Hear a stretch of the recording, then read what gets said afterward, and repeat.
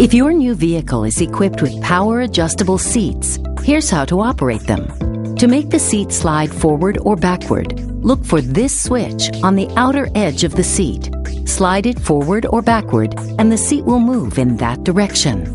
To make the seat recline, move this recline switch backward until you achieve the desired position. To bring it back upright, move the switch forward and lean forward. The seat back will return to the more upright position. If so equipped, the switch you use to move the seat forward and back can also be used as a seat lifter, adjusting the angle and height of the seat cushion. Move the front or rear end of the switch up or down to adjust the angle of the cushion. Then push down or pull up on the middle of the switch to adjust the height. The lumbar support feature, if so equipped, provides lower back support to the driver. If your driver's seat is equipped with power lumbar support, push the front or back end of this switch to adjust the seat's lumbar area. If your vehicle is equipped with manual front seat adjustments, reach down and find this lever under the front seat. Pull up on it while you slide the seat forward or backward to a desired position.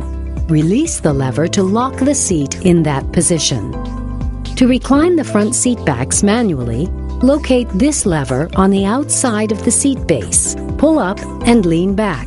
To bring the seat back upright, pull the lever and lean forward. If your vehicle is equipped with a manual seat lifter, your seat height can be adjusted using this lever located on the outside of the seat base. Pull up or push down on the lever to adjust the height of the seat.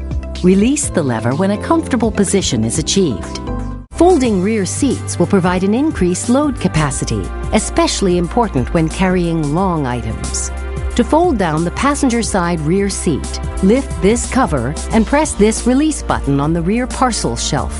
To fold down the rear seats from the trunk area, reach in and pull the strap located on the passenger side of the trunk opening.